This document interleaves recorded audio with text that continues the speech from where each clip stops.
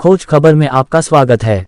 Doctor Sonelal Patel व्यक्ति नहीं थे, वह एक विचारधारा थे और विचारधारा के रूप में वह आज भी लाखों लोगों के लिए पूजनीय है। हम आज भी लुटेरा बनाम कमेरा के विचारधारा पर चल रहे हैं। एक जो काम करके खाता है वह हमारे साथ है और जो लूट कर खाता है हम उसके खिलाफ लड़ रहे हैं। डॉक्टर सोनेलाल पटेल ने वोट की ताकत को समझाते हुए कहा था कि हमें नेता नहीं नेतृत्व चाहिए। जब हमारा नेतृत्व होगा तो हमारे लोग बड़े बड़े पदों तक पहुंचेंगे, लेकिन आप एक नहीं होंगे तो अब तक जो लोग आपके वोटों को भ्रमित करके बहलाकर खरीद कर या लूट कर राज कर रहे थे वह कभी आपको आगे बढ़ने नहीं देंगे। इसलिए कमेरा समाज और शोषित समाज को एक होने की जरूरत है जिससे हमारा नेतृत्व कायम हो। उक्त बातें वाराणसी के मीरापुर बसई स्थित अपना दल के जिला कार्यालय पर आयोजित डॉक्टर सोनेलाल पटेल के 15वें में परिनिर्वाण दिवस पर उपस्थित लोगों को संबोधित करते हुए पार्टी के प्रदेश सचिव व मुख्य अतिथि उमेश पटेल ने कही।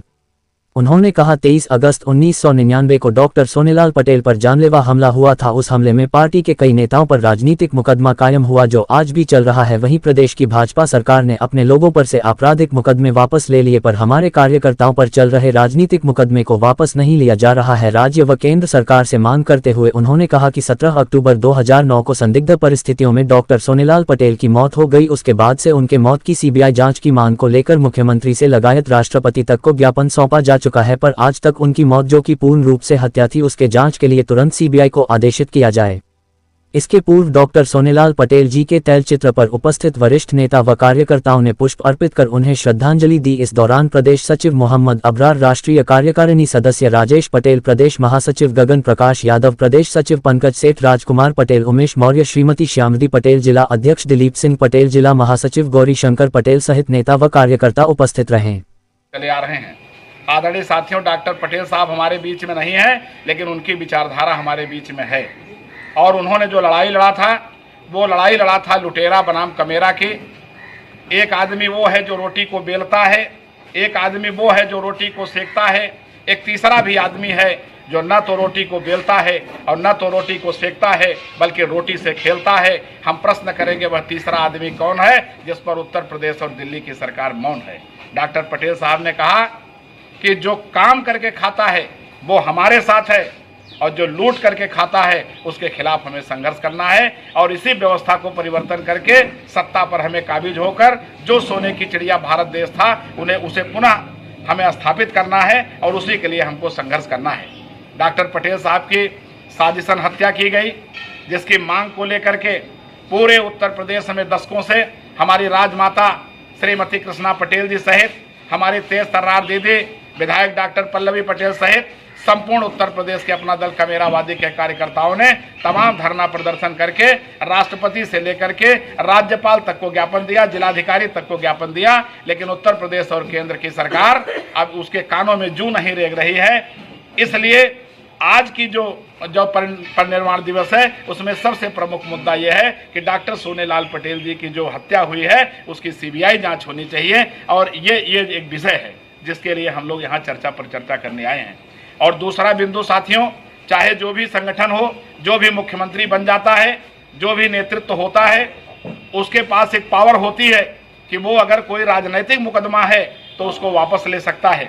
लेकिन उत्तर प्रदेश की सरकार ने ऐसे तमाम अपराधियों के मुकदमे वापस लिए जो वास्तव में अपराधी थे, जो गुंडे थे, बदमाश थे, डकैत थे, उनके मुकदमे वापस हो गए। लेकिन 23 अगस्त 1999 को पीडी टंडन पार्क इलाहाबाद में डॉक्टर सोनेलाल पटेल पर कातिलाना हमला हुआ था और उस कातिलाना हमला में हमारे दर्जनों साथी हैं जिनके नाम आज भी मुकदमे चल रहे हैं, जो आज भी हाई कोर्ट में लंबित पड़े हैं, लेकिन लगातार मांग के बाद भी उनके मुकदमे वापस नहीं कर रहे हैं। तो दूसरी मांग जो हम लोगों की यहाँ पर थी कि उनके मुकदमे वापस किए जाएं, वो पूरी तरह से राजनीतिक हैं। मामला 99 का है, काफ़ी समय बीत चुका है, उनके मुकदमे वापस होने चाहिए। और तीसरा विषय जो ये है कि हमारे डॉक्टर पटेल साहब कहते थे कि हमें नेता नहीं चाहिए, हमको नेतृत्व चाहिए।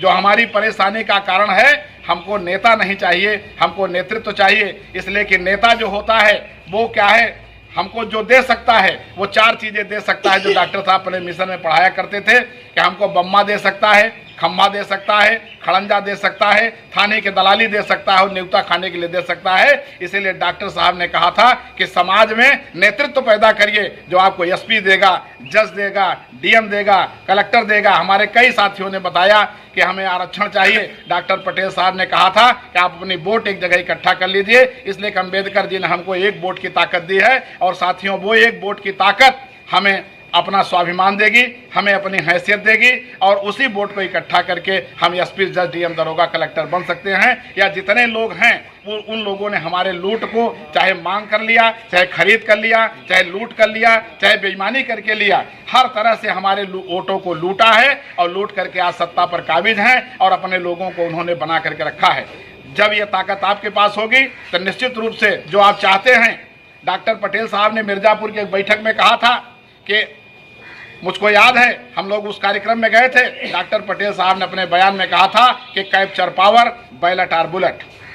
राज सत्ता पर कब्जा करो कमेरा समाज के लोगों, चाहे बैलेट से कब्जा करो और चाहे बुलेट से कब्जा करो।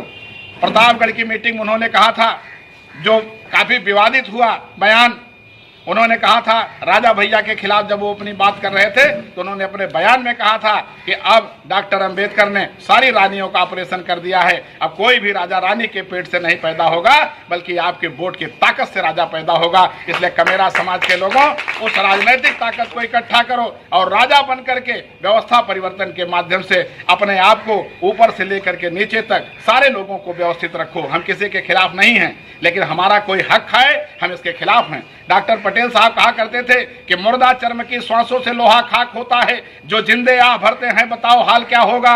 और सुदामा हक अकेले का चबा कंगाल बन बैठा, तो निरंतर हक हजारों का जो खाते हाल क्या होगा। हुआ सुत शोक दशरथ को, श्रवण को मार धोखे में, जो सरे बाजार कत्लेआम करते हाल क्या होगा। और युधिष्ठिर का अंगूठा गल गया संदिग्ध बातों पर, तो निश्चित झूठ वक्ता का बताओ हाल क्या होगा।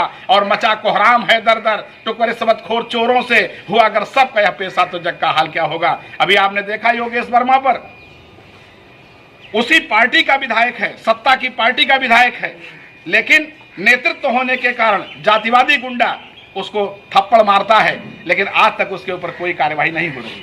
अभी आप देख लीजिए कि एक मामला अभी चल रहा है, वहां पर जातीय दंगे फैला दिए गए। मैं इसका समर्थक नहीं हूं।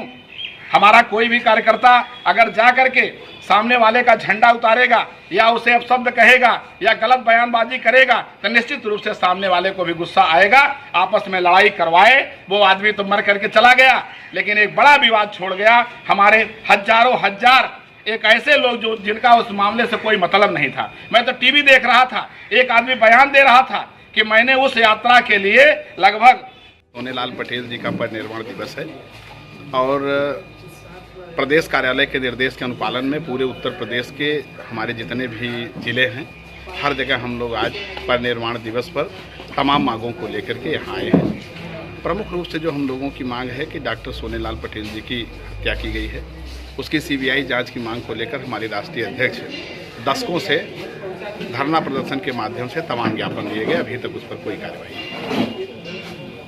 23 अगस्त 1999 को डॉक्टर सोनेलाल पटेल जी पर कातिलाना हमला हुआ था और हमारी सरकारें तमाम नेताओं के फर्जी मुकदमे वापस किए हैं, लेकिन राजनीतिक मुकदमा कार्यकर्ताओं पर लगा हुआ है, जो आज भी हाई कोर्ट में है।